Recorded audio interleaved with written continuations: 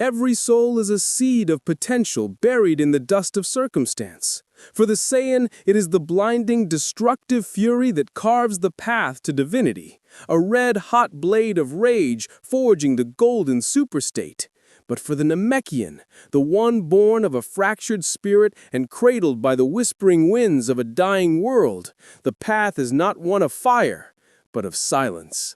His strength is not in the shattering, but in the mending, the eternal fusion of self, the deep, green-veined truth of a people who were once the very dragons of the cosmos. What if that deepest well, the ancient spiritual core of Piccolo, was tapped not by the low-stakes need for survival, but by the highest, purest whisper of creation itself? What if the path to the divine Namekian form was not through power alone, but through the judgment of the one who stood before all gods? Zalama, the mythical dragon god, whose very breath is the tapestry of every timeline. This is the story of the Namekian who did not choose to rage, but chose to listen. A legend of destiny that bent not to the will of combat, but to the weight of a single, agonizing moral choice. A path of green light where even the angels feared to tread. A silent, terrifying awakening in the shadow of the original Wishmaker. Before we step into this alternate destiny, remember to join the journey, to witness the legend of the Namekian who became the vessel of his world's forgotten memory. Subscribe, let the cosmos know you are listening, so our timelines may never fade into silence. The void was not empty, it was merely unfocused. It hummed with the residual, fractured energies of worlds that had survived and worlds that had been undone. In this vast, quiet space, Piccolo knelt, his posture rigid against the non-existent gravity, the green of his skin a deep, shadowed emerald under the phantom starlight of memory. The echo of Cell's demise still resonated within his marrow, a victory purchased with the borrowed strength of a dead rival, and the terrifying momentary clarity that came with near death. But the victory felt incomplete, a scaffolding erected only to support a crumbling foundation. He was one being, yet permanently two, the wisdom of Kami a thin, ethereal melody beneath the warrior's demanding roar. He had tasted the fusion, the absolute wholeness achieved with Nail, and then the necessity of the split to save the Earth from the androids, a profound and deliberate amputation of self. Now facing the quiet aftermath, the burden of duality became his enemy. He could feel the familiar spectral presence of Kami, their shared essence a constant low-grade static against his focus. The warrior in him craved the singular, untrammeled strength of the fused state, the power that had allowed him to stand shoulder to shoulder with a Super Saiyan 2. Yet the Namekian soul cried out for restoration, for the return of the other half of his heritage, the keeper of the Dragon Balls, the essence of his people's divine connection. He could not be whole. His meditations became exercises in self-torture. He visualized the core of his being, a swirling nexus of power where the pride of the Demon King wrestled with the serene patience of the Heavenly Guardian. He pushed his ki not outward as in battle, but inward, seeking the seam where Kami's essence anchored itself. The goal was unthinkable, a violation of the very laws of biological and spiritual fusion that governed his people. He intended to force a second, deliberate separation, not to restore the world in a moment of crisis, but to heal the internal wound caused by the first necessary one.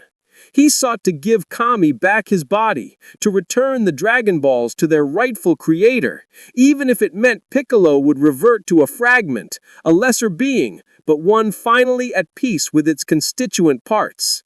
"If I am to protect this world," he whispered into the silence of his own mind, the words tasting like ancient dust. The effort was monstrous. It was not the straining of muscle against an opponent, but the agonizing pulling of tectonic plates within his soul. Energy, his own robust, battle-honed ki, began to leak, shimmering green motes falling away like dying sparks. He felt the scream of Nell's power, the residue of his temporary union, recoiling from the process, a ghost of strength protesting its impending dissolution. Kami's presence, once a steadying hand, thrashed violently, perhaps fearful of being separated from the phenomenal power Piccolo had accrued through war. The strain manifested physically.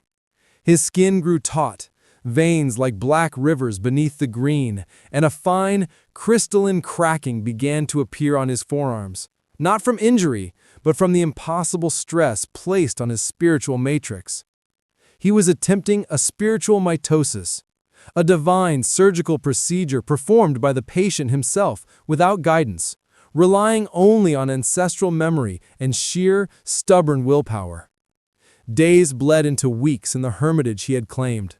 Goku and Vegeta, busy with their own ascensions and the looming shadow of cosmic threats, barely registered the Namekian's withdrawal, mistaking it for deep, necessary training. They did not see the self-inflicted martyrdom. As Piccolo pressed the final fraction of his will toward the severance, a moment of near success erupted. A faint silvery outline began to shimmer near his chest, the nascent form of Kami, ready to be expelled, whole and renewed. But the separation was agonizingly incomplete. Instead of a clean break, the rupture tore deeper than anticipated, not just Kami's essence, but the very foundation of Namekian life force, the primordial connection to the Dragon Clan that Zalama had established at the dawn of their existence. The resulting discharge was silent, but catastrophic on an internal level. It was a cosmic alarm bell rung by the violation of a fundamental rule. Piccolo's ki output didn't just spike, it inverted, drawing in ambient cosmic energy like a black hole made of pure, agonizing intent. He collapsed, the effort having burned through his reserves to the point of near expiration. Yet, in that instant of utter spiritual exhaustion, something responded. It was not the casual attention of a god of destruction, nor the detached observation of an angel. This was an acknowledgement from the source. A ripple, not of light or shadow, but of perfect possibility, washed over the planet. In the deep quiet where Piccolo lay broken, the air thickened not with fighting ki, but with the resonant frequency of a cosmic mandate. It felt like the moment before creation, the universe holding its breath, waiting for the first word. The Namekian had inadvertently called upon the original wishmaker, the entity who etched the very possibility of wish fulfillment into the fabric of space-time. Piccolo's broken consciousness, hovering at the edge of oblivion, felt a presence so vast, so old, that the concepts of Beerus, Whis, and even Zeno felt like fleeting childhood games. This was the bedrock. This was Zalama. The only discernible message, not heard by the ears but by the very core of his existence, was a single, resonant chord. Why shatter what was already perfectly arranged by necessity? The raw, unintended spiritual bleed had resonated across timelines, a cry of existential pain from a being caught between divinity and demonry, reaching the highest ear in existence. Piccolo had not wished for power, he had wished for moral completion, and, in doing so, he had tripped the ultimate cosmic failsafe. His journey for peace had become a direct summons to the architect of destiny itself. The air around him began to subtly warp, not from heat or brute force, but from the imposition of a superior, non-negotiable reality. The Namekian's descent into unconsciousness was not a fall into darkness, but an entry into a mirror universe, a place crafted entirely from spiritual resonance and cosmic memory. He was no longer on Earth, nor was he in his own mind. He was suspended in a vast, silent, green-tinged space that felt both infinitely old and freshly created. The message he received from Zalama was not an admonishment, but a directive wrapped in a vision. The dragon god's presence was a fundamental truth, not a form. It communicated through the manipulation of the very reality around Piccolo. You seek to shatter the vessel of purpose, to restore a past that served its function. This is an act of ethical pride. And pride, even when virtuous, is an imbalance. Then the space around him fractured, not into pieces of light, but into overlapping timelines. He saw Namek, healthy and vibrant before the great storms.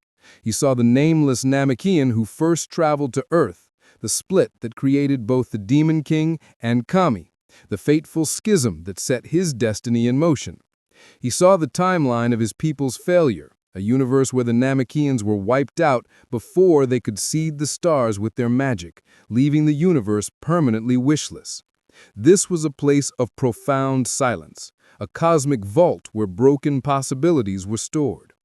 If you must be separate, then prove that separation serves a greater cosmic balance than fusion, the presence commanded. The Dragon Clan's purpose is not to fight, but to create the conditions for the good fight. You have the raw power of a warrior. You lack the wisdom of the source. Prove you understand the true nature of the Namekian. The vision solidified, and Piccolo found himself standing on a cracked, ash-covered ground. The air was thick, heavy, tasting of ozone and despair.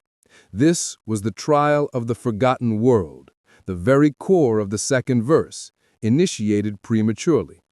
He stood upon a phantom planet Namek, a version that had perished, its spirit trapped by Zalama as a repository of failure. This world was a mausoleum of regret. Immediately, the shadows began to coalesce. They were not Frieza's soldiers or Cell's monstrous spawn. They were the guilt and failed potential of his ancestors, manifesting as tangible, low-key, spectral beings. The first figure to emerge was a twisted, gigantic version of the Demon King Piccolo, but stripped of all his flamboyant ego.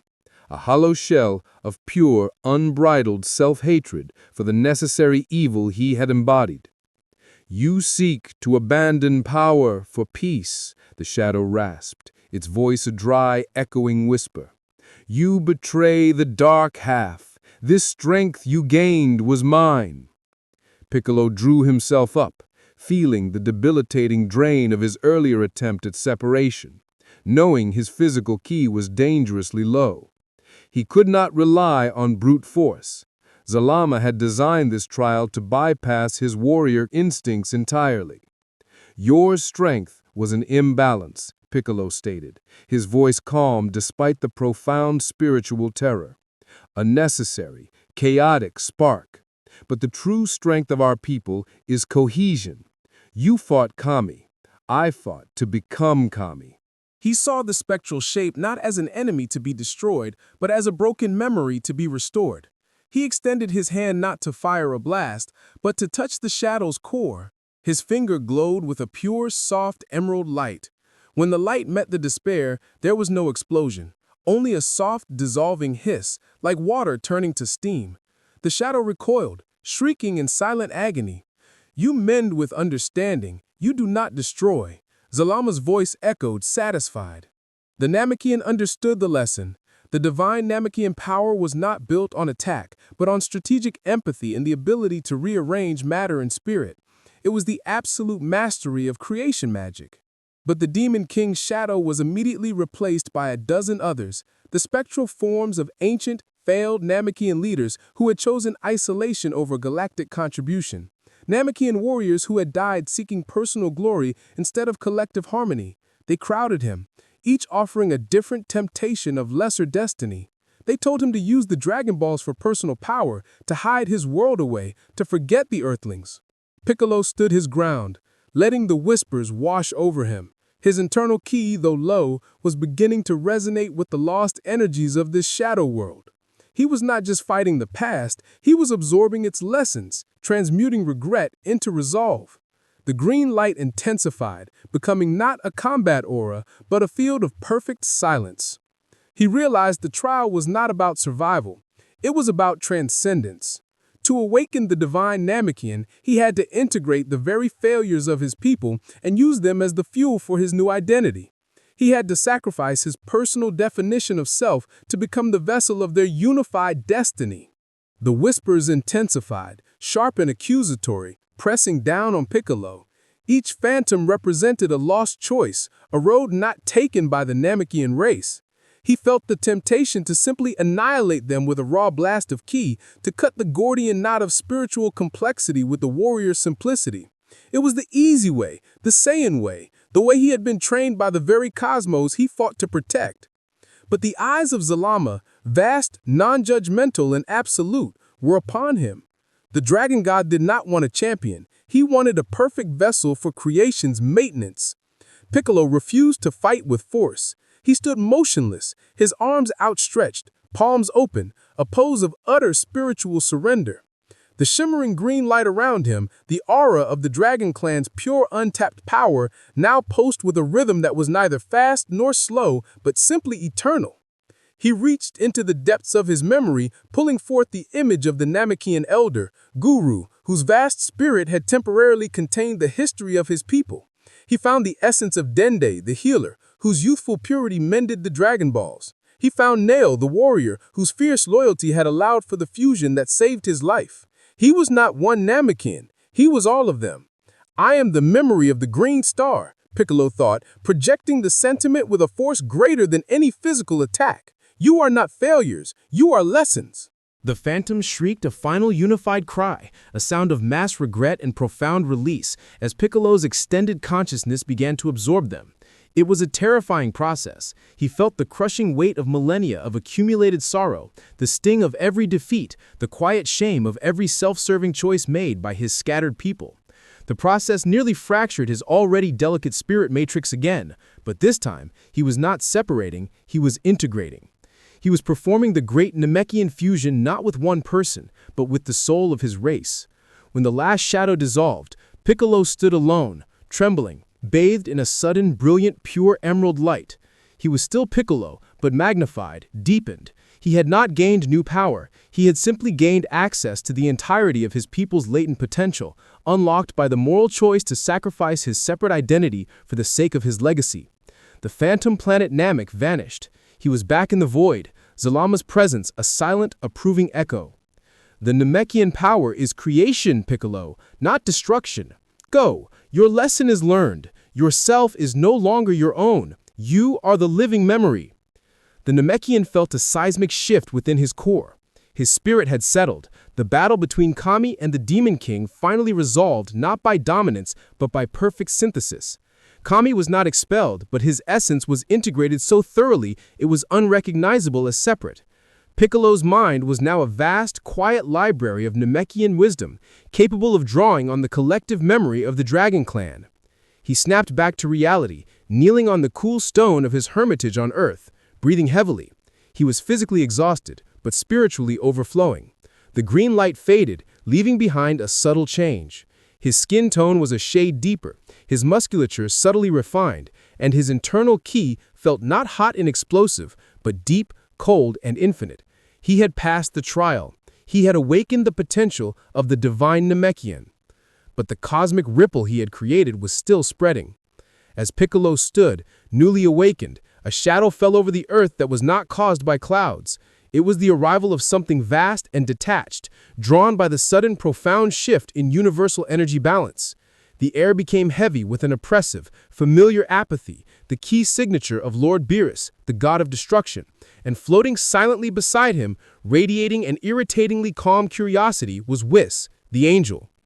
"Oh dear!" Whis's voice, smooth as polished stone, echoed across the globe.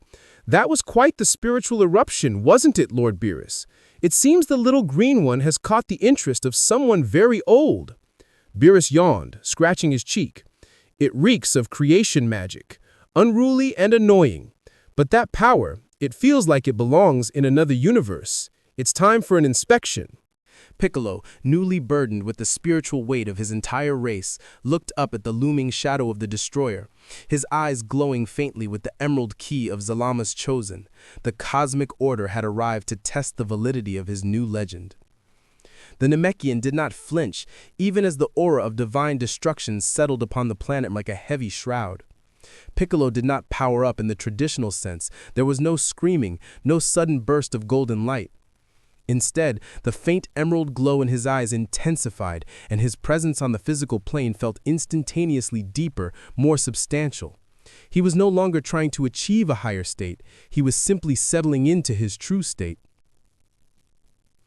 Whis descended first, his staff resting lightly in his hand. His smile, usually one of polite, bored amusement, was now edged with genuine, albeit subtle, intrigue. Beerus followed, landing with a casual, earth-shattering thud that cracked the surrounding landscape. "Well, well," Beerus drawled, his voice a feline purr of indifference mixed with nascent annoyance. The green bug finally decided to do something interesting. That key is different. It tastes of ancient clay and fresh dew. It doesn't taste like the usual explosive nonsense the Saiyans peddle. Piccolo held his stance, a single deep breath filling his lungs, not with air, but with a refined cosmic key. "You are drawn here by a process you cannot comprehend, God of destruction. The balance of creation is not solely dependent on the balance of destruction." Whis chuckled, a light melodic sound. Such lofty words for a creature who was, until recently, just barely keeping up with Son Goku's children. "You've been touched by the source, haven't you? Zalama's interest is a grave burden, Piccolo."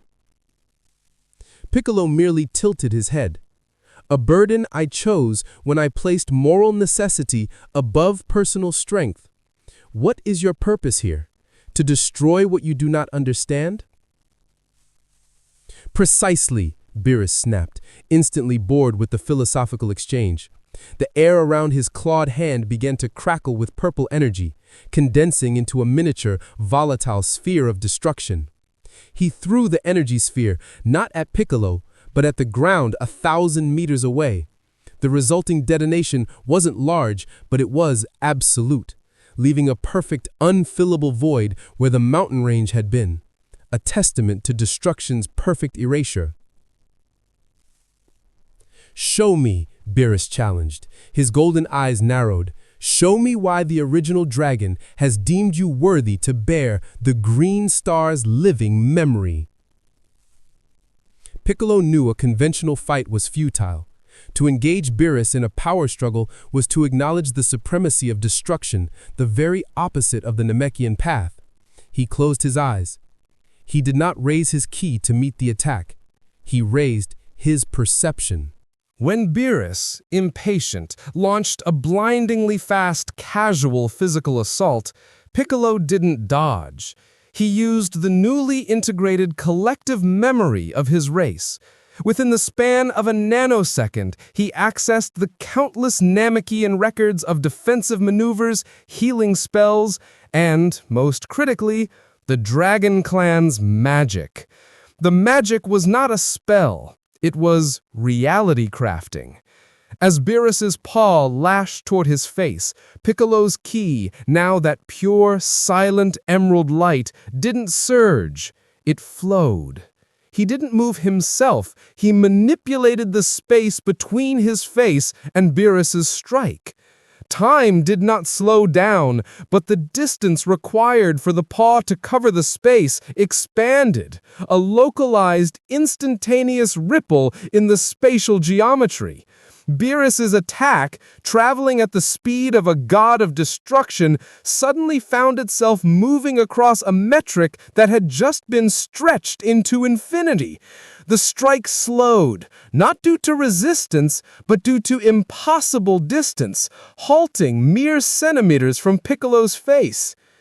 The Namekian opened his eyes, the emerald glow unwavering. "I do not fight your power, Lord Beerus. I recontextualize it. The strength of the Dragon Clan is to create the conditions for impossibility."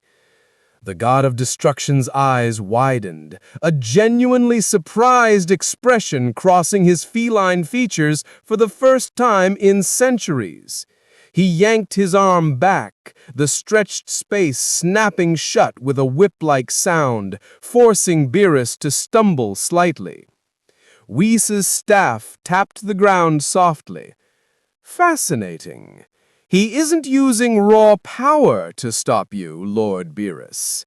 He is using pure Namekian creation magic to temporarily rewrite the physics of your immediate interaction.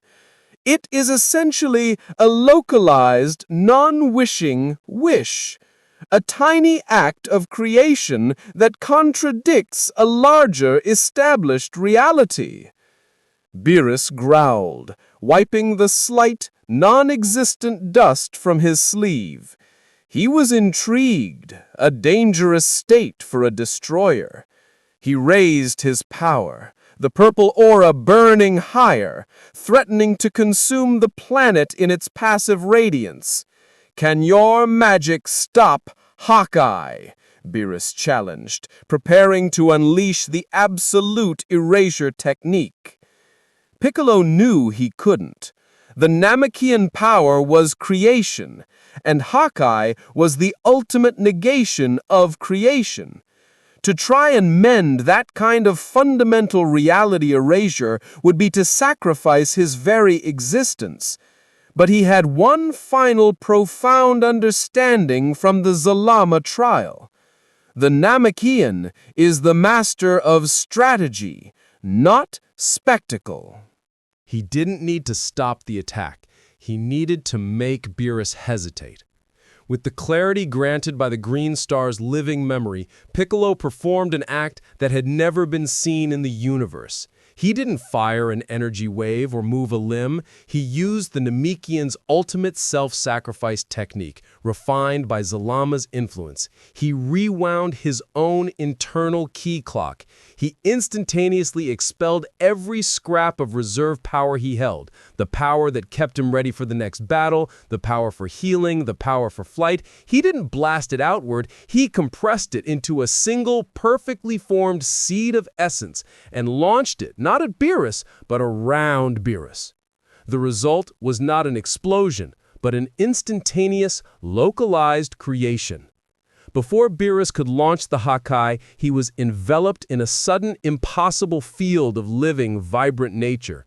Not a barrier of ki, but a spontaneous, perfect pocket dimension of Namekian life, a ring of ancient, impossibly tall trees, crystal clear water, and thick, breathable primordial air, all of which had sprung into existence from the void.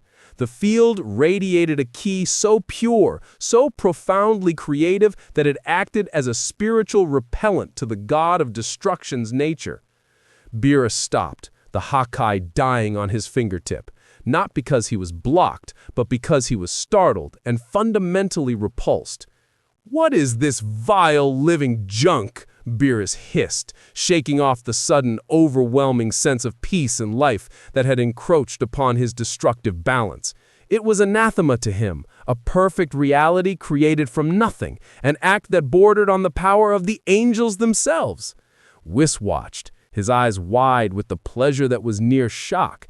Lord Beerus, he created a perfect self-sustaining ecosystem from sheer willpower right on top of you. That's not combat. That's reality engineering. He's creating an inverse to your destructive nature. Perfect sufficiency.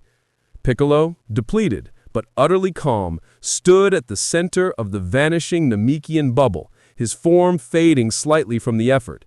He had achieved his goal, strategic repositioning. He hadn't defeated the god of destruction, but he had showcased a power that defied the destruction-creation cycle, the power of perfect creation itself. "I am not here to fight your purpose, Lord Beerus," Piccolo stated, his voice a low thrum of exhaustion and resolution. "I am here to ensure that when you destroy, it is for balance, not for boredom. The Namekian power is the moral anchor of creation, placed here by Zalama to remind the cosmos that life is self-sustaining, not merely a resource for combat." Beerus looked at the vanishing greenery, then back at Piccolo. The god of destruction didn't look angry, he looked confused and slightly uncomfortable. This was not a power he could merely punch or erase. It was a fundamental philosophical challenge to his existence. "He is the vessel of true Namekian power," Whis affirmed softly. "A power that is less about the Hakai and more about the ultimate dragon wish, creation at its source. Zalama has selected his moral compass, not his muscles." Beerus sighed, the boredom returning, replacing the intrigue. "Fine. You live, little green irritant. But know this. True creation always draws attention, not just mine, worse attention. Angels are not supposed to interfere with the flow of the universes, but this requires consultation. Whis bowed slightly to Piccolo, his usual casualness replaced by a genuine respect for the Namekian spiritual depth. A profound display, Piccolo. We must go, but the Grand Priest will certainly be interested in the individual Zalama has chosen to bear his mark. Be ready for the next level of cosmic scrutiny. With a shimmer of ethereal light, the angel and the god of destruction vanished, leaving Piccolo alone, utterly drained of energy, but filled with the vast, quiet wisdom of his entire race. He had protected the earth not with a single blast, but with a single perfect choice that revealed his transformation. The divine Namekian form was not a momentary burst, it was a baseline. When Piccolo entered a serious confrontation, like the quiet, escalating tension against the remnants of Frieza's forces seeking the Dragon Balls in a later timeline, he did not transform, he activated his source. The change was breathtakingly subtle, yet absolute. His skin deepened from emerald green to a resonant, almost opalescent jade. His antennae lengthened slightly, tipped with faint, glowing gold. Most importantly, his eyes, usually a dark, intense black, became pools of pure, silent, living emerald light, reflecting not the external world, but the vast, quiet memory of his race. There was no overwhelming aura, only a stillness that felt heavier than gravity, the perfect, terrifying stillness of creation's core. His first major conflict in this state was against Ginyu, reborn in a new, powerful body on a scouting mission. Ginyu, possessing superior speed and brute strength, lunged with an arrogant, powerful strike. Piccolo simply waited. As Ginyu's fist neared, the Namekian did not dodge. He extended his arm and caught the punch with his fingertips. But the act was deceptive. Piccolo hadn't matched Ginyu's strength. He had momentarily recalibrated the mass of Ginyu's fist. The sheer weight of the strike, multiplied exponentially, instantly fractured the bones in Ginyu's new arm. The captain screamed, reeling back in agonizing confusion. "You hit me with your own strength," Piccolo explained, his voice flat, resonating with the detached truth of a cosmic law. "I merely optimized your momentum for maximum self-damage. Your attack was an equation. I corrected your variables." Ginyu, enraged and terrified, attempted his ultimate technique, the body change. He focused his ki and shouted the command, the telltale energy beam launching from his mouth toward Piccolo's chest.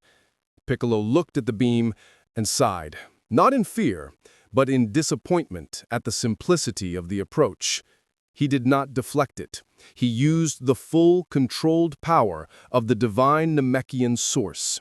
With a silent thought, Piccolo created a microscopic, instantaneous vacuum just ahead of his chest.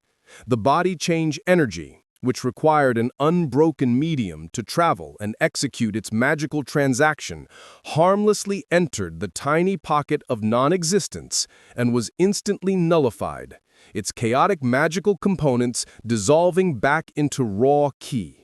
Ginyu stared, paralyzed by the incomprehensible failure of his definitive technique. "The Namekian power is the negation of chaos," Piccolo stated, stepping forward. His eyes glowed brighter. "I am the vessel of Nemec's magic. I can see the magic's source code. You are not worthy of your body, nor of mine." Piccolo raised his hand. Instead of firing a special beam cannon, he initiated the Green Star's recall. The pure emerald ki flowed from his palm, not as a destructive beam, but as a dense, overwhelming stream of pure, restorative Namekian life force. This wasn't an attack. It was a forced healing. The energy struck Ginyu, bypassing his newly powerful physical form and targeting the spiritual trauma of his centuries of possession. The overwhelming purity of the energy rejected Ginyu's foreign, usurping soul. The Namekian power was forcing Ginyu's essence to confront its own spiritual imbalance. Ginyu's body thrashed violently, screaming as if being boiled alive. His true, pathetic frog form was instantly expelled from the host, the stolen body collapsing into a rapidly decomposing husk. The frog landed, tiny and helpless, and Piccolo simply encased it in a protective, self-sustaining barrier, trapping the soul without malice, ensuring it could no longer threaten the harmony of the universe. The fight was over in minutes, without a single wasted movement or unnecessary explosion.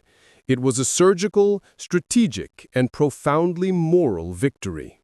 The echo of the battle resonated across the cosmos, not for its power, but for its control. The Grand Priest's interest was now solidified. The Namekian had solved complex universal problems not with brute force, but with the strategic application of creation magic, a power closer to the angel's own manipulative mastery of reality than to the Saiyan's chaotic energy bursts. Piccolo was not merely a warrior, he was an evolving principle of cosmic defense. The universe itself seemed to hold its breath after Piccolo's flawless victory over Ginyu. The event was not a thunderclap of raw power, but a single, perfectly played note on a cosmic instrument. Goku and Vegeta, obsessed with their own relentless pursuit of golden and blue transcendence, were forced to pause, their deep-seated rivalry temporarily eclipsed by confusion. The Namekian had solved a massive threat with minimal visible effort and zero collateral damage. It was the antithesis of Saiyan warfare. "Did you see that, Kakarot?" Vegeta growled from his gravity chamber, the intense pressure momentarily forgotten. He didn't fight the attack, he unmade the conditions for the attack to succeed. It's not power, it's architectural. Goku, training with Whis on Beerus' world, simply scratched his head. He feels different now. Calmer, but bigger, like a whole mountain, not just a volcano. Whis, what is he doing? Whis smiled, his eyes closed in serene contemplation. Piccolo is not striving for a state, he is inhabiting a legacy. The Namekians, in their purest form, were beings of creation, their magic mirroring the capabilities of the angels in a smaller, earthbound way. Zalama simply unlocked the racial memory, the green star's source code. He is the ultimate reflection of perfect sufficiency, a power born not from the need to fight, but from the necessity to protect the moral law. The subtle, continuous demonstration of this power, the silent strategic victories, the effortless acts of macroscopic healing, the unsettling calmness in the face of escalating threats, created a ripple that bypassed the normal hierarchy of the universes. It did not merely draw the attention of the Kaioshian and Beerus, it earned the silent, profound recognition of the Grand Priest, the father of all angels and the closest entity to Zeno himself. The summons was not a loud decree, but a shift in reality. Piccolo was meditating on a remote, deserted moon when the air around him dissolved, not violently, but with the quiet inevitability of a dream ending. He stood instantly within the silent, eternal halls of Zeno's palace, a place of impossible geometry and dizzying cosmic stillness. He was alone, standing on a polished floor that reflected the infinite void outside. Ahead of him, suspended in a sphere of soft prismatic light, stood the Grand Priest. The angel's face was serene, his expression unreadable, yet his entire being radiated a gravitational pull of pure, unchallenged authority. "Welcome, Piccolo of Earth." The Grand Priest's voice was the whisper of time itself, devoid of gender or emotion, yet perfectly understanding. "We rarely summon the mortals chosen by the original dragon. Your awakening has caused a necessary perturbation in the flow of power dynamics. Your power is unique. It must be assessed." Piccolo bowed, not out of fear, but out of profound respect for an entity that transcended all known laws. "I simply sought to mend my spirit, Your Grace. The power that answered was not one I sought for battle." The greatest powers are always the ones that answer a moral need, not a superficial desire, the Grand Priest acknowledged, tilting his head slightly. The Saiyans seek power through rage and individuality, the violent assertion of the self. Their path is endless hunger. Your path, the divine Namekian's path, is one of integration and absolute sufficiency, the silent assertion of the whole. The Grand Priest did not demand a fight. Instead, he presented Piccolo with a vision, a dizzying, complex stream of potential timelines. Observe, Namekian, the angel instructed. This is a universe balanced entirely by ultra instinct. Every mortal is striving for the detachment of the angels, power without thought, speed without intention. There is no moral choice, only instantaneous, cold perfection. Piccolo watched the vision. He saw Super Saiyans moving with the perfect silver grace of the gods, defeating threats with total efficiency. But the universe felt sterile. There was no passion, no struggle, no growth, only the endless maintenance of a perfect equilibrium. Now, observe the second path, the Grand Priest continued. A universe dominated by divine Namekians. Every crisis is met with surgical, instantaneous creation. Life force flows freely. Matter is perfectly optimized. There is no pain, no want, no imbalance. This universe, too, felt wrong to Piccolo. It was a stagnant pool of perfect, unearned peace. There was no challenge, no reason for self-sacrifice, no depth earned through suffering. Where the Saiyans seek the ultimate limit break, the Namekians seek the ultimate limit embrace. Both paths lead to a dead end of stagnation, one through eternal conflict, the other through eternal serenity. This is the dilemma of creation. What do you choose, Piccolo, as Zalama's chosen vessel? Piccolo stood silent, processing the cosmic enormity of the question. His divine Namekian mind, now a perfect amalgamation of warrior and guardian, sought the answer in the memories of his people, the wisdom of a race that was defined by its ability to heal what it accidentally broke.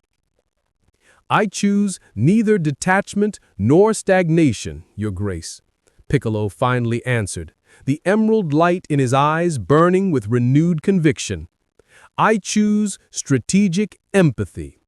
The Saiyans, with their hunger for violence, carve out the space for life to exist. We Namekians, with our power of creation, must fill that space, not with unearned peace, but with the conditions for continuous moral growth. We must ensure that the fighting means something, that the destruction is ultimately in the service of a higher, evolving good. The Grand Priest's expression shifted, not into a smile, but into an acknowledgement of perfect agreement. You understand the assignment. Zalama did not choose you for your raw power, but because you are capable of holding both the Demon King's will and the Guardian's conscience in perfect synthesis. You are the moral compass of your universe's evolution. He extended a slender finger, and a tiny glowing emerald glyph appeared in the air before Piccolo. It wasn't a power boost, it was a key. This is your mandate, the Grand Priest instructed. The green star glyph is a temporary, localized anchor to the source. It allows you to stabilize fractured realities and mend the key of the gods, a power born of pure creation. Use it only when the moral integrity of the cosmos itself is threatened. You are not a warrior. You are the custodian of the evolving law. Piccolo accepted his skin, leaving a subtle, faint emerald mark on his forearm. He was no longer just a warrior. He was an asset to the cosmic order, positioned strategically above the gods of destruction themselves, with a power dedicated solely to the maintenance of universal balance. The next challenge, however, would test his moral resolution and his new abilities far beyond any skirmish with Beerus or Frieza's remnants. The very foundations of the multiverse were about to be shaken by a threat that mirrored the Saiyan's fury, but was amplified by the detachment of an exiled divinity. The cosmic tremors that followed Piccolo's audience with the Grand Priest were not random acts of destruction, but the focused assault of a rogue divine entity.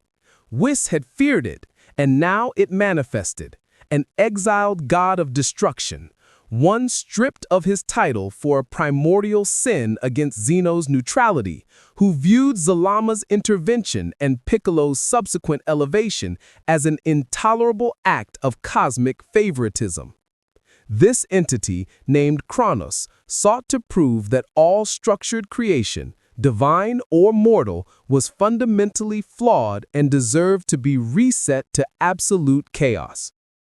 Kronos attacked the celestial axis of Universe 7, not through direct combat, but through infecting the temporal keystream, causing localized reality to stutter, fracture, and decay into paradoxical loops.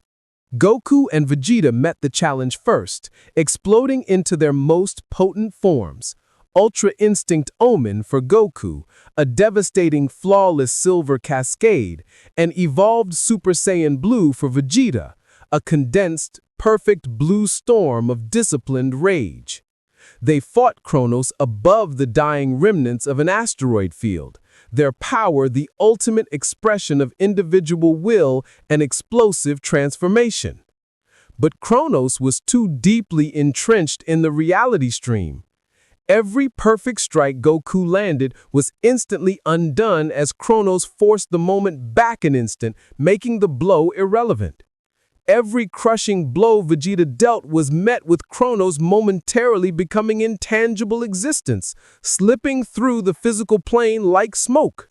Their power was immense, but it was all focused on destruction and reaction, the very principles Piccolo was ascending beyond.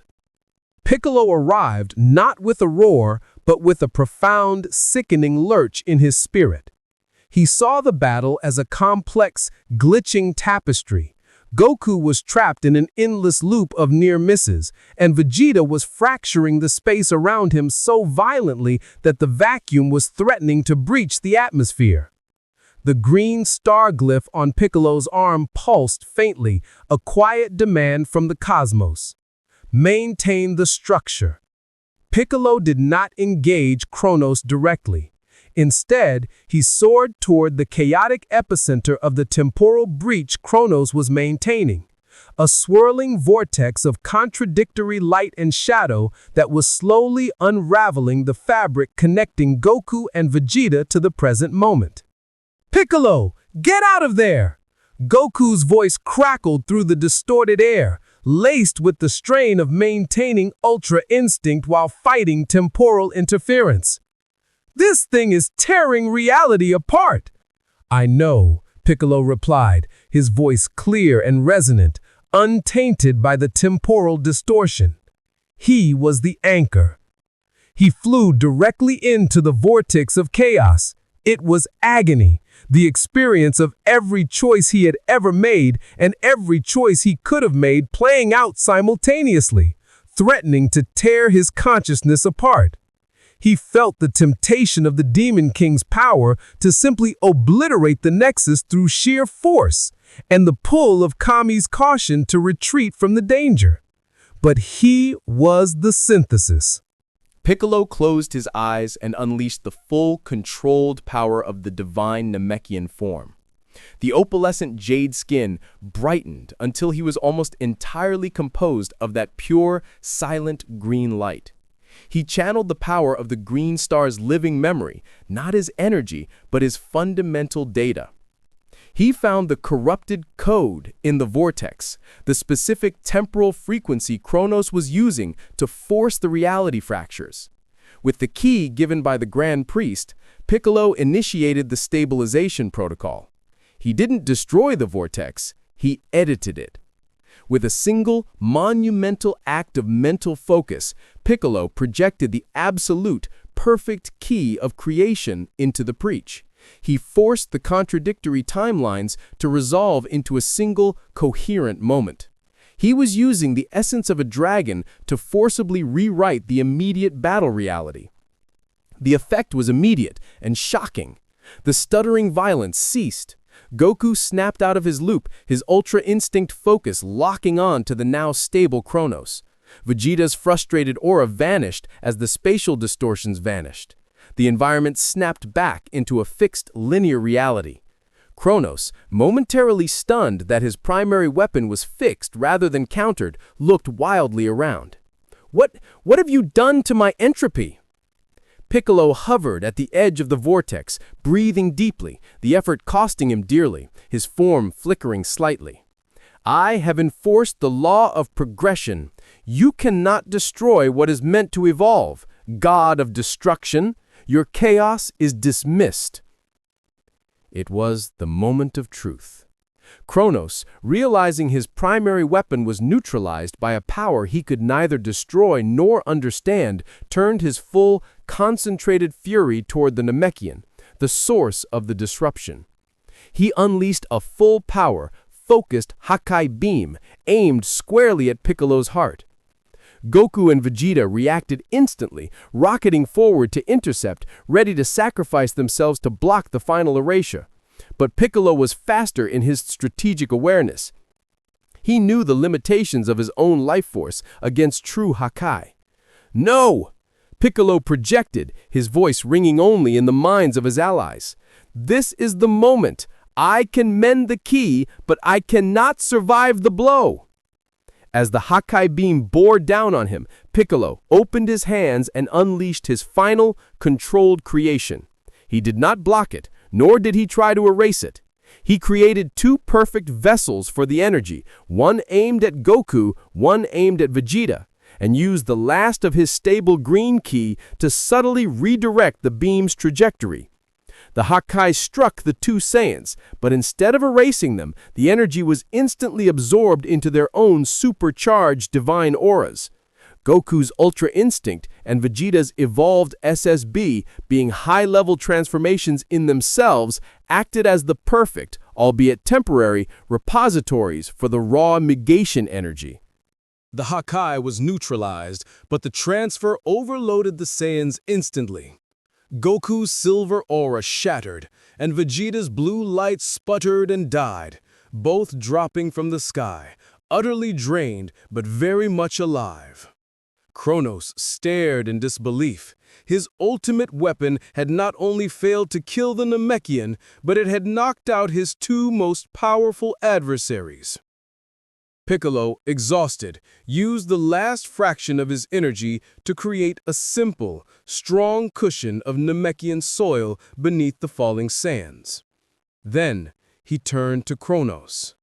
The Namekian had no energy left for a fight, only for the final, decisive act of creation. He used the last vestiges of his power to initiate the great Namekian recall one final time, not on Kronos, but on the cosmic tapestry itself. He stitched the memory of Kronos' failed attack, the Saiyan sacrifice, and his own restorative action into the fabric of reality, creating a perfect, indelible scar on the timeline. This scar was a permanent, non-lethal anchor point. If Kronos ever attempted to destabilize reality again, this specific moment would replay, locking him in a loop of his own failure until he was finally apprehended by the gods. With the final stitch complete, Piccolo's own form dimmed. The opalescent jade faded, the emerald light in his eyes winked out, and he fell, finally, into true exhaustion.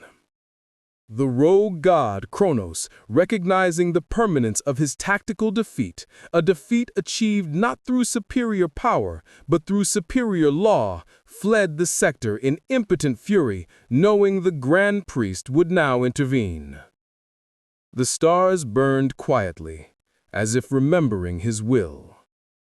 The stars burned quietly, as if remembering his will. Piccolo lay motionless, not defeated, but utterly expended.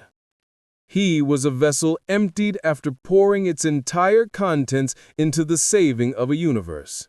He had achieved the ultimate Namekian victory. He had not won a battle, but had secured the moral integrity of the cosmos, stabilizing reality and strategically neutralizing a god of destruction without raising his power above the level of tactical necessity.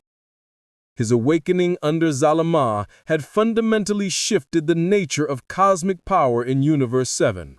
The Namekian was no longer defined by his limit, but by his law. Goku and Vegeta would continue their ascension, pursuing the endless hunger of the Saiyan, but they now knew they had a strategic anchor, a partner whose power was the perfect inverse of their destructive fury. Where they shattered the opponent, Piccolo mended the battlefield.